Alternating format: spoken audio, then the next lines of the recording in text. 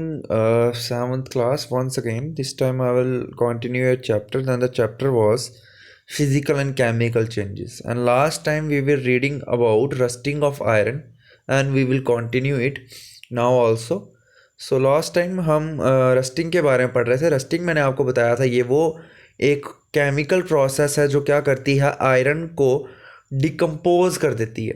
Decompose करने के बाद मुझको पूरे तरीके से ख़राब कर देती है, और बाद में आपके पास बचते हैं वो सिर्फ फ्लेक्स बचते हैं. ठीक है, फ्लेक्स क्या होते हैं, बहुत बड़े बड़े पीसीज जो होते हैं ब्राउन कलर के, वो बचते हैं, और आयरन की स्ट्रेंथ जो होती है वो उससे कम हो जाती है.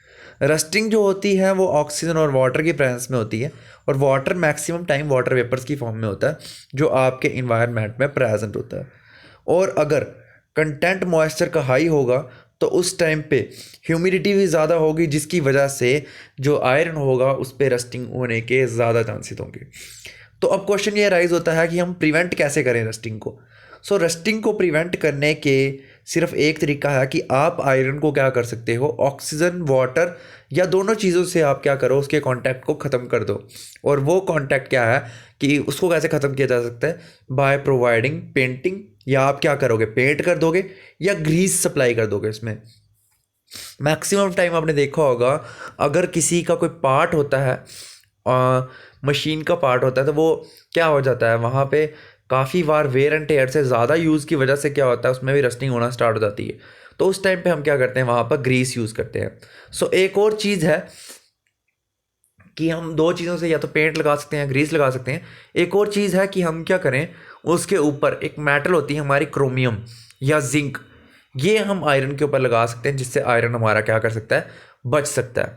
और इस प्रोसेस को, जिससे एक लेयर बन जाती है जिंक या आयरन की, क्रोमियम या जिंक की लेयर आप बना देते हो आयरन के ऊपर, उस प्रोसेस को आप बोलते हो गैल्वनाइजेशन. और गैल्वनाइजेशन अंडरलाइन करने वाले टर्म है, it is most important term, and I had underline it here. So यहाँ पे आप देखोगे जो आयरन पाइप्स हमारे घरों में यूज़ होती है, जो पानी कैरी करने के लिए यूज़ होती हैं, उनको गैल्वनाइज किया जाता है सबसे पहले. सो गैल्वनाइज करने से क्या होता है कि वो उनको जंग नहीं लगता. और अब आपने देखा होगा जो शिप्स होती हैं वो क्या होती हैं, वो भी आयरन से बनी होती हैं, और वो क्या करती हैं, मैक्सिमम टाइम वाटर में रहती हैं. तो उनका जो पार्ट वाटर में रहने की वजह से क्या होता है, उनके चांसेस होते हैं कि वो वाटर के कांटेक्ट में आके ख़राब हो सकती हैं. सो इसीलिए उनको कांटेक्ट को तोड़ने के लिए उसमें हमेशा उसको बचाया जाता है फ्रॉम रस्ट. रस्ट से कैसे बचाया जाता है, बाय गैल्वनाइजिंग इट, उसको हम गैल्वनाइज करते हैं. तो इसीलिए डैमेज से बचाने के लिए हम शिप को पेंट करते हैं, या बहुत बार उनको हम गैल्वनाइज भी करते हैं. यहाँ पे आपको बोला, you know that ships are made of iron, iron से बनती है ship, and part of them remains in water. Maximum part जो उनका होता है, जो मेन पार्ट होता है, बेस जो उनका होता है, वो वाटर में रहता है. On the part above water also water drops keeps clinging to the ship outer surface. बहुत बार क्या होता है, शिप्स क्या कहती हैं, वाटर की वजह से, वाटर की स्प्लैशिंग की वजह से वाटर उनके अपर पार्ट में भी गिर सकता है, जिसकी वजह से शिप ख़राब हो सकती है, उसके पार्ट्स ख़राब हो सकते हैं. Moreover the water of the seas contains many salt, और उसमें साल्ट प्रेजेंट होता है, और साल्ट जो रस्ट फॉर्मेशन होती है उसको और तेज़ कर देता है. इसीलिए शिप को बहुत ज़्यादा डैमेज की ज़रूरत होती है अगर हम उसको पेंट नहीं करें तो इसीलिए शिप को पेंट किया जाता है. और पेंट करने के साथ साथ शिप्स के जो बहुत से पार्ट्स होते हैं उनको हर ईयर रिप्लेस किया जाता है. ठीक है, और आप देख रहे हो इसका कितना लॉस होता है पूरे वर्ल्ड में आयरन का. ठीक है, इस शिपिंग की वजह से. सो अब आपको पता है स्टेनलेस स्टील हम घरों में यूज़ करते हैं, शेविंग रेजर होता है जो, और बहुत बार स्टील के बर्तन हम घर में यूज़ करते हैं. उसमें क्या किया जाता है, आयरन को हम कार्बन के साथ मिक्स करते हैं और एक मेटल के साथ मिक्स करते हैं. अब वो मेटल कौन सी होती है, निकल, मैंगनीज या क्रोमियम. इससे क्या होता है, उसको रस्ट से बचाया जा सकता है.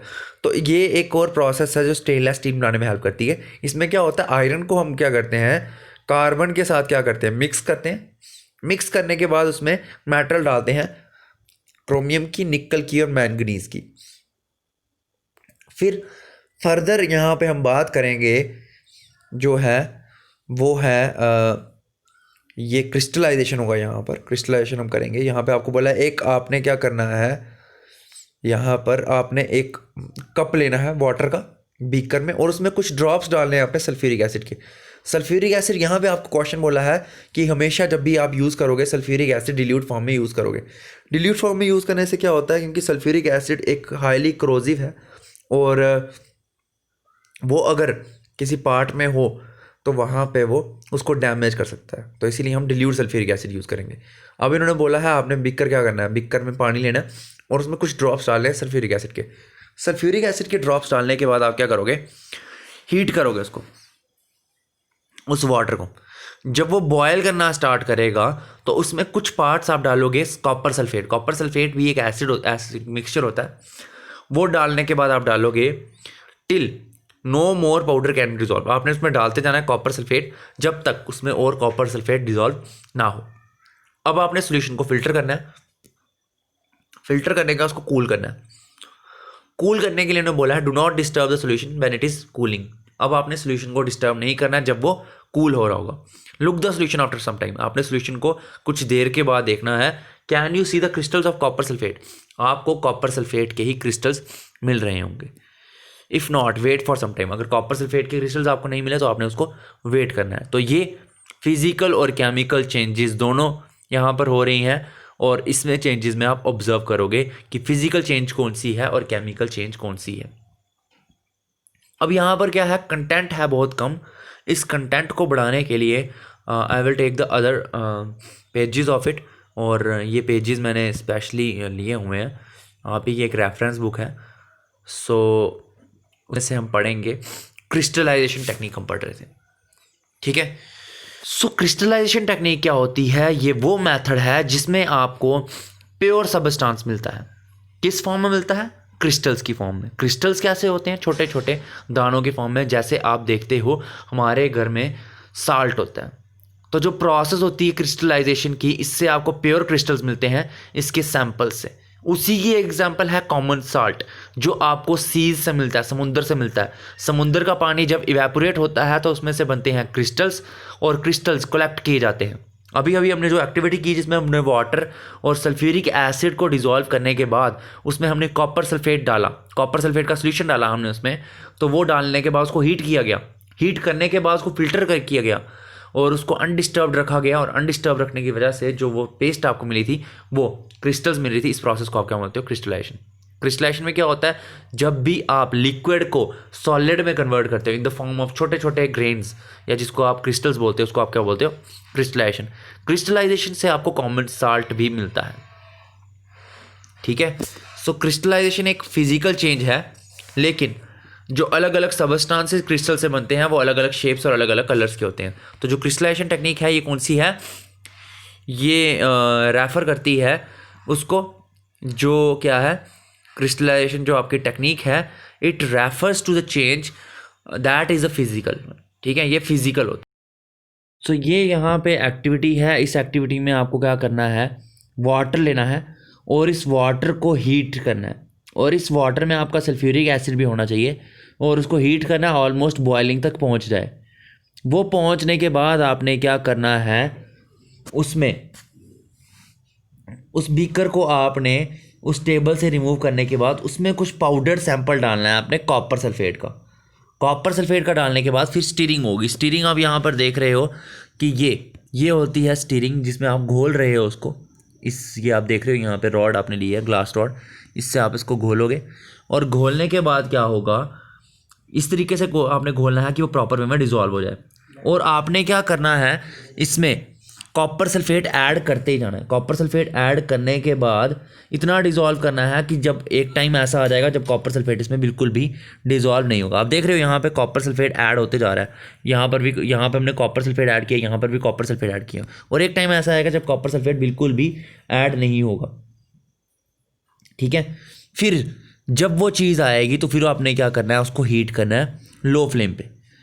लो फ्लेम पे हीट करने के बाद आप देखोगे कि जो, और लो फ्लेम पे हीट करना है अगर आपको ज़रूरत पड़ी तो। लो फ्लेम पे क्यों हीट करना है, क्योंकि इसमें डिज़ोल्व नहीं हो रहा होगा, ठीक है। सो अब आपने क्या करना है, इस सॉल्यूशन को फ़िल्टर करना है, ठीक है। फ़िल्टर कैसे करना है, आपने फ़िल्टर पेपर लगाना है, उसके ऊपर फ़िल्टर करोगे आप उससे। सो फिल्टर करने के बाद आपने क्या करना है, इसको बीकर में डाल देना है। तो आप देख रहे हो यहाँ पर आपने फ़िल्टर करने के बाद इस फिल्ट्रेट को आपने क्या करना है, इसमें रख देना है और 1 दिन के लिए रख देना है। 1 दिन के लिए रखने के बाद आप देखोगे अगले दिन इसमें क्या होंगे, बड़े बड़े क्रिस्टल्स बन गए होंगे। तो ये प्रोसेस होती है क्रिस्टलाइजेशन की, and this change is a physical change. ठीक है, तो ये बात की थी हमने इसकी। अब हम फर्दर और टॉपिक डिस्कस करने वाले हैं, और जो टॉपिक्स हम डिस्कस करेंगे वो था रस्टिंग से रिलेटेड। रस्टिंग में आपको बता चुका हूँ, ब्राउन पाउडरी स्ट्रक्चर बनता है जो आयरन पे, उसको आप रस्टिंग बोलते हो। रस्टिंग में जो इसकी जो रिएक्शन थी वो है 4Fe। आयरन को आप रिएक्ट करोगे ऑक्सीजन के साथ जो एयर से आएगा, और उसके साथ कुछ अमाउंट वाटर का होगा, तो ये नया स्ट्रक्चर बनाएगा Fe2O3 और H2। और कौन कौन सी कंडीशंस रस्टिंग में अफेक्ट करती हैं? रस्टिंग कभी भी ड्राई एयर में नहीं होती। अगर आपकी हवा सूखी है तो रस्टिंग नहीं होगी। Iron does not rust in oxygen free pure water. जो आयरन कभी भी उसमें रस्टिंग नहीं होती जब आपके हवा में नमी ना हो, और आयरन को ऑक्सीजन और वाटर की ज़रूरत पड़ती है, वो तब जाके उसमें रस्टिंग होती है।